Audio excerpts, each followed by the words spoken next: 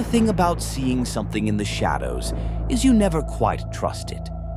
Maybe it was just the fading light playing tricks, or maybe the weed was hitting harder than usual. But they were there, standing just beyond the ambulances, motionless, watching. I squinted, hoping my mind was wrong, but as I got closer, the figures didn't waver. I should have listened to that chill running down my spine, the one telling me to turn back, but I didn't. I crossed the hospital's threshold, and from that moment on, I was doomed. You do things out of desperation that you would never consider doing otherwise. I wasn't very excited to receive a call for a job in a place like this, but you take what you can get when you're a newly established plumber whose phone hasn't rung in weeks.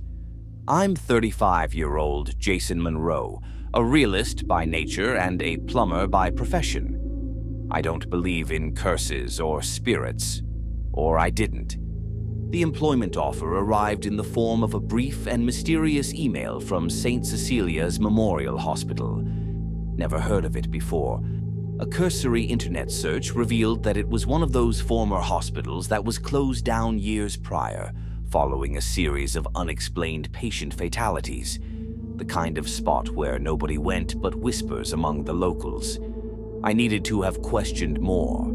How come the pay was so high? I was being hired by who? However, I didn't. Any residual common sense I had was squashed by the promise of a fat paycheck. I therefore gathered my belongings, ate something edible to reduce my nervousness, and headed for the hospital while attempting to block out the stories I had heard. It was a scary drive there. The hospital's surrounding streets were dotted with dilapidated buildings, barred windows, and walls covered with graffiti. There was a section of Detroit that seemed to be stuck in the past, as though everyone else had moved on and left this area behind. Twilight had descended by the time I arrived, illuminating the Gothic front of the hospital with lengthy shadows. The place was enormous, dilapidated, and completely deserted, resembling something from a horror film. As I pulled up, I noticed a few old ambulances parked by the side of the building, their faded paint peeling away. That's when I saw them. 3 figures standing just beyond the vehicles, half hidden in the shadows. They didn't move, didn't speak, just stood there watching me. I shook my head, trying to convince myself it was just the weed playing tricks. But deep down, I knew something was wrong. Still, I couldn't back out now, not after driving all the way here. With a deep breath, I grabbed my toolbox and walked up to the entrance.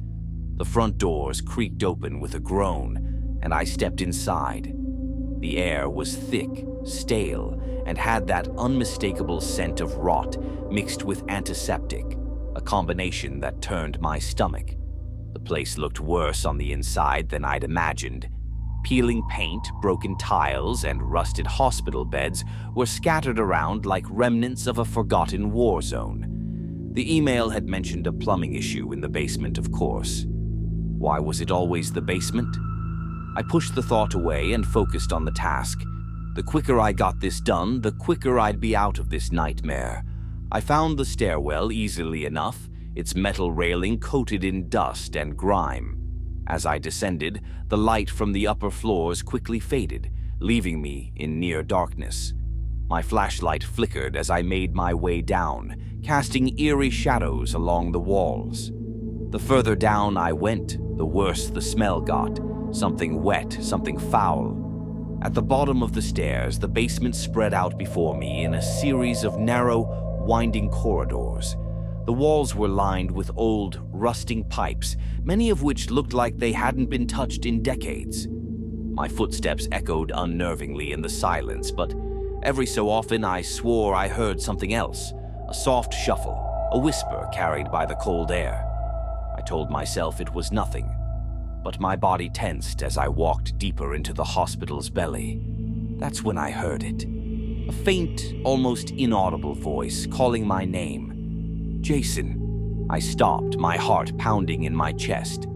I swung the flashlight around, illuminating the empty hallway. Nothing. But the voice came again, closer this time. Jason, Stay. I backed up slowly, gripping my toolbox tighter. My mind raced. Was I hearing things? Was it the weed? Or was someone messing with me? Before I could decide what to do, my flashlight flickered again, plunging the hallway into darkness. I cursed, fumbling with it, desperate to get the light back. When it finally clicked back on, I saw them. 3 figures standing at the end of the hallway, just barely visible in the beam of light. They weren't moving, but they were there, watching. I froze, my heart hammering against my ribs. The figures didn't move, but I could feel their eyes on me, like cold needles piercing through the darkness. I blinked, and when I looked again, they were gone. My instincts screamed at me to leave, but I couldn't shake the thought of the money. This job could change everything for me. I just had to fix the pipes and get out. That's it. I forced myself to keep walking, even though every step felt heavier than the last. I finally reached the boiler room, where the supposed leak was. The pipes were ancient, covered in rust and mold. I crouched down to inspect them, and as I did, I heard something. A faint drip, drip, drip. Water? No. It was thicker, slower.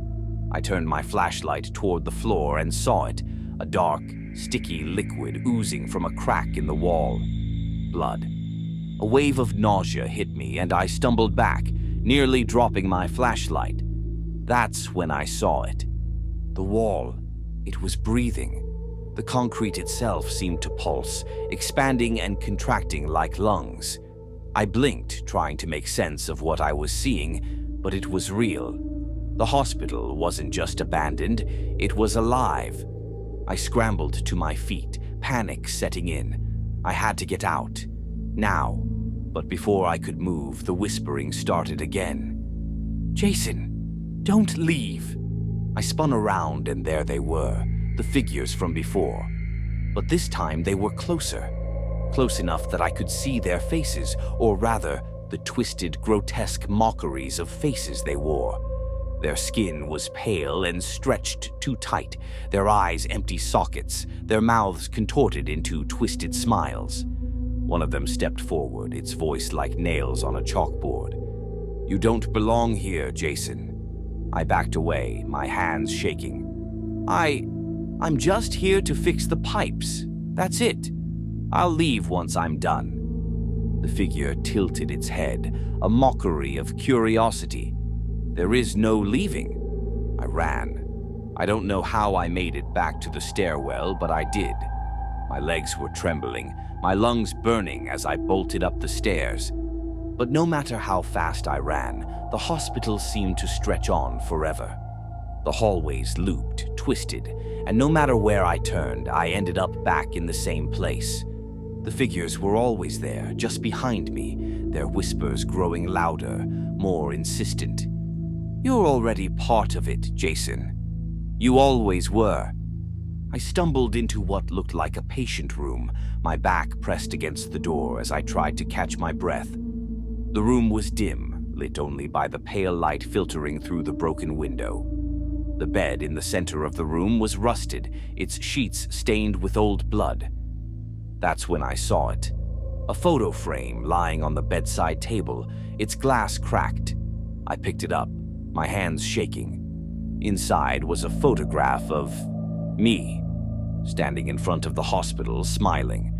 But the date on the photo was from 1984. I dropped the frame, my mind spinning. That's impossible. I wasn't even born in 1984. But the whispers continued. "You've always been here, Jason." The figures appeared in the room, their distorted faces grinning as they closed in. "This place, it's not real. It's a trap. And now you're part of it." I realized then that the hospital wasn't just abandoned. It didn't exist. At least, not in the way I thought. It was a mirage, a cursed place forgotten by time, and I was trapped. The town, the job, the money, it had all been a lure, pulling me into the web. I backed up, my eyes darting around the room, searching for an escape. But there was none. The walls closed in, the air grew thicker, and the figures stepped closer.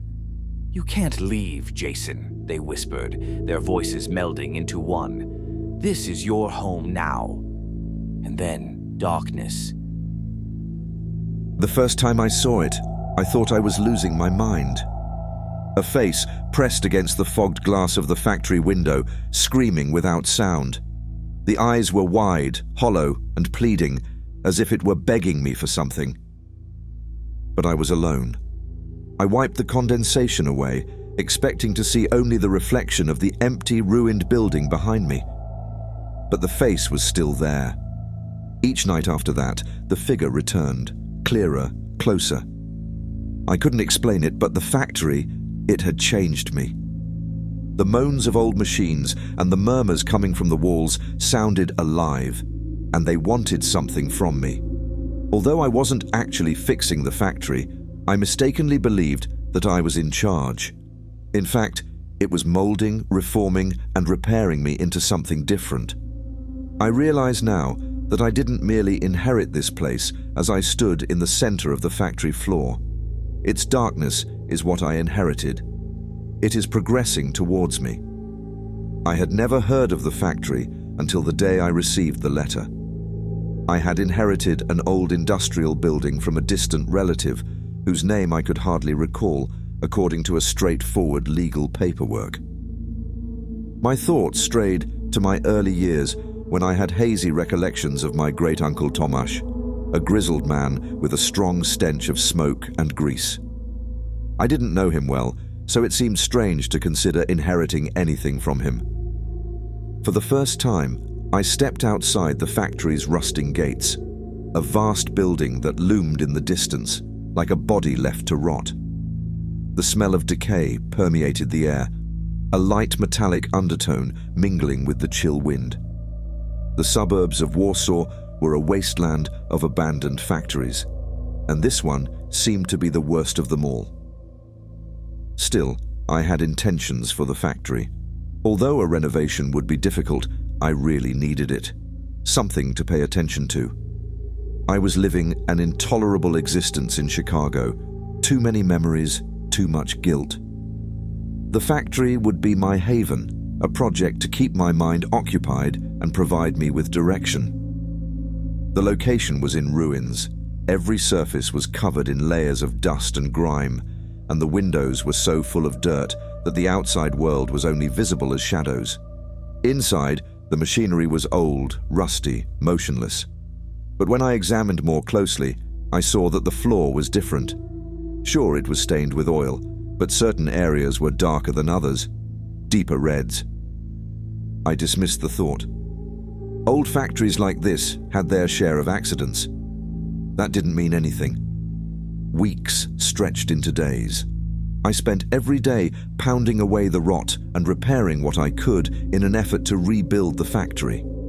I eventually came to realize that the strange quiet wasn't actually the property of an abandoned building. I was drawing renovation plans in the manager's office by myself the first night I heard about it. It began softly, like a far-off murmur, but gradually became clearer and louder. Soft, persistent whispers from the production floor. The pencil slipped out of my fingers as I froze. "Michael!"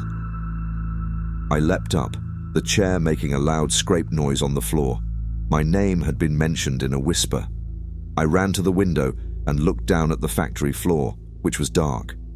Nobody was present. Nothing happens. Only my work light's drab glow, creating lengthy, angular shadows. That's when I noticed it. A face pushed up against a distant window. Lifeless, pale eyes gazed back at me. The lips were apart, contorted into a soundless shriek. My chest throbbed with my heartbeat. I glanced out the window and blinked, but the face was gone. It's only a trick of the light, I reassured myself. I was worn out. Anybody's brain would spin if I had to renovate a property like this by myself. But I knew in my heart that something wasn't right. The more I worked, the worse it got. The whispers became louder, more frequent. Sometimes I could make out words, names, warnings, but they never made sense. I found myself staring into the windows more often, hoping to catch a glimpse of the figures I swore I saw every night. The faces, workers, men and women, their expressions twisted in anguish, became clearer. I began to recognize them from photographs and old newspaper clippings I had dug up about the factory's history. They were the people who had died here. One night, I heard a voice louder than the others. "You're not supposed to be here." I turned around, expecting to see someone standing in the doorway, but the room was empty, the door still locked. The voice had come from the walls. "You created this." What did that mean? What had I created? I couldn't shake the feeling that the factory was feeding off me, drawing something out of me, piece by piece. And every day, I felt more drawn to it, unable to leave. The whispers told me things I didn't want to hear, about the past, about myself. I tried to shut them out, but the more I resisted, the more powerful they became. The factory had changed me. I no longer slept. I no longer ate. I just worked. I knew that I wasn't repairing it. I was fixing something deeper, something inside me, but it wasn't healing me. It was growing, spreading, consuming. One night, as I walked through the halls, I saw them, the workers. They stood in the shadows, watching me. They didn't move, didn't speak, but their eyes followed my every step. And then, in the reflection of the factory's main window, I saw it, the entity. A shadow behind me, growing larger and darker, taking shape. I turned around, but nothing was there. The reflection showed it growing stronger, more defined. I realized, with a sickening clarity, that it wasn't the factory that was haunted. It was me. I knew I had to confront it. I had to stop it from becoming whole, but the more I tried to fight, the stronger it became. The whispers screamed now, echoing through the factory. "You created me!" the entity roared, its voice filling my head. Memories I had buried for years flooded back. The death of my parents, the guilt I carried, the unrelenting trauma. I had never dealt with any of it. Instead, I had built walls around it, and now those walls had taken on a life of their own. The entity, my entity, was a manifestation of everything I had tried to forget. I stood in the center of the factory, surrounded by the ghostly faces of the workers. "I created you," I whispered, "and now I have to end it." But the entity was too strong. I had fed it for too long. As I stood there, paralyzed with fear and guilt, the factory around me began to collapse, the machinery screeching to life, the walls groaning under the weight of my past. The last thing I saw before the darkness consumed me was the reflection in the window. The entity's face was my own. They found my body weeks later, trapped under rubble, my face twisted in terror. The factory was beyond saving. It had been dead long before I arrived, just like me. I stood in the dim light of the bathroom, the air thick with humidity as steam clung to the cracked mirror. My reflection stared back at me, but there was something amiss. The face looking back had shadows under her eyes that I knew weren't there when I last looked. I wiped the mirror with my hand, trying to clear the fog, but it only revealed a deeper darkness behind me. The shadow of a woman lingered in the corner of the glass, her outline blurred and indistinct.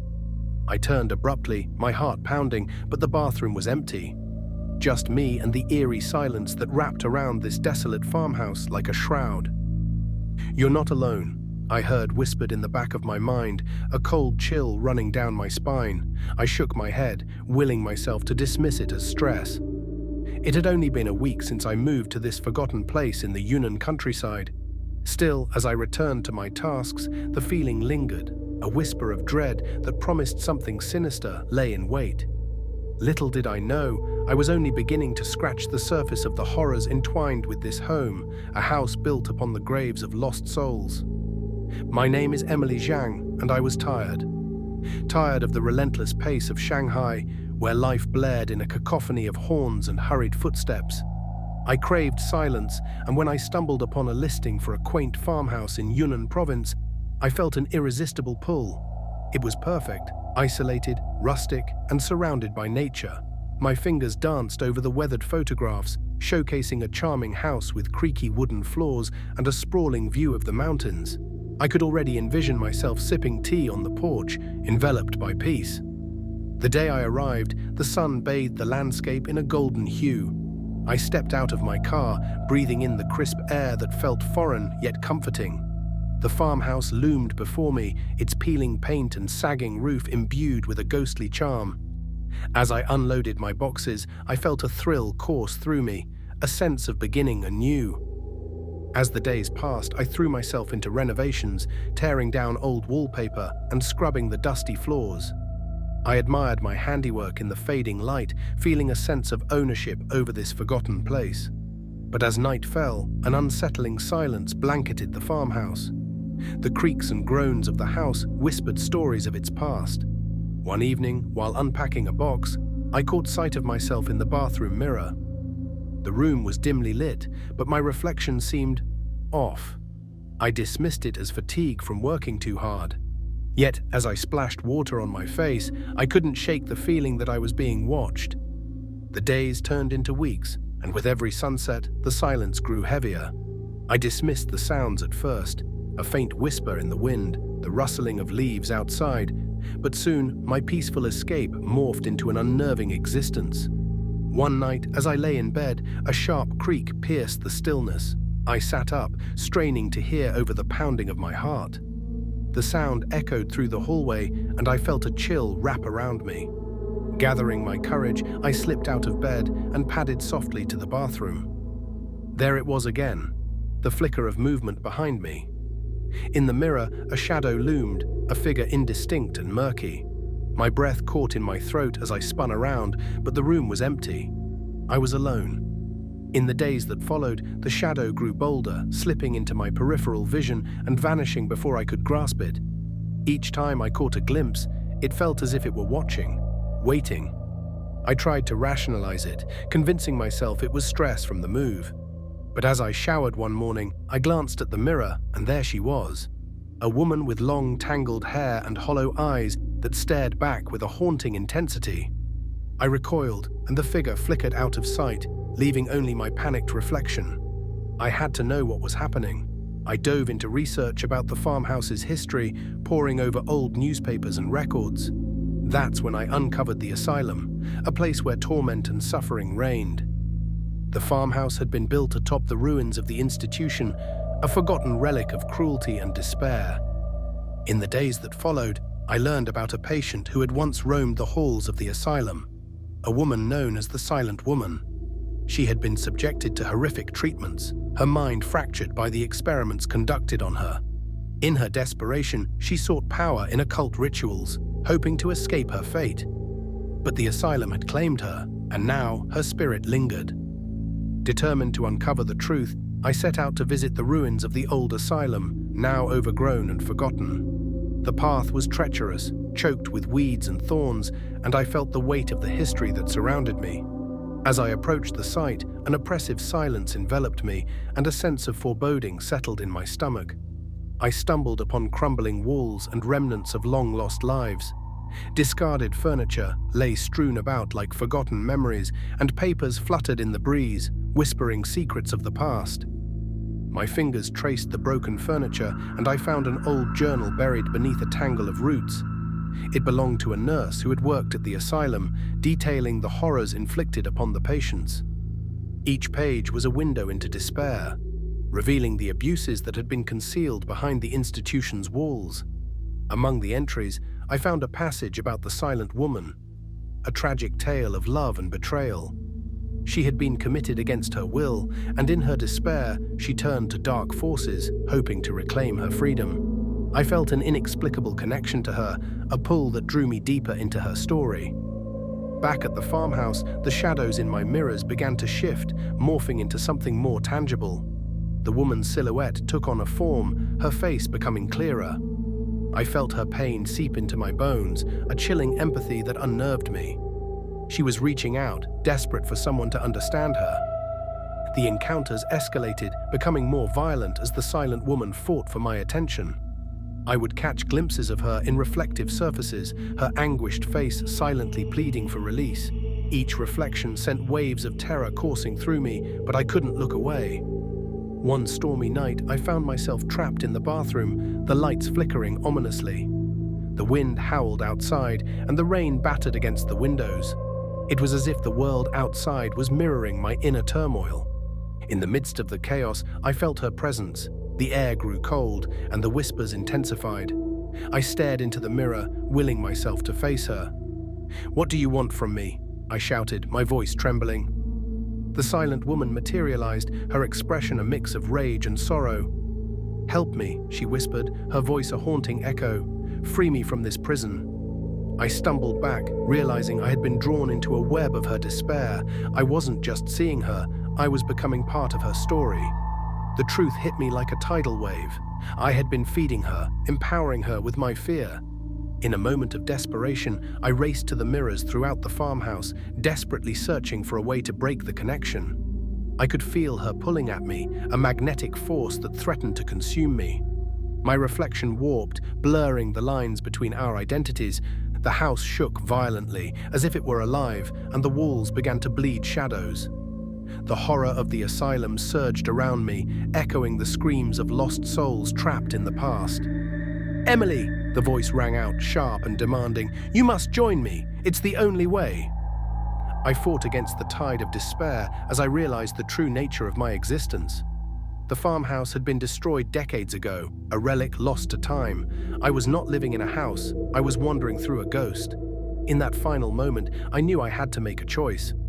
I could let myself be consumed by her pain, becoming another lost soul in this haunted place, or I could fight to reclaim my identity. I pressed my palm against the mirror, feeling the cold glass against my skin. "I won't let you take me," I screamed, my voice echoing in the darkness.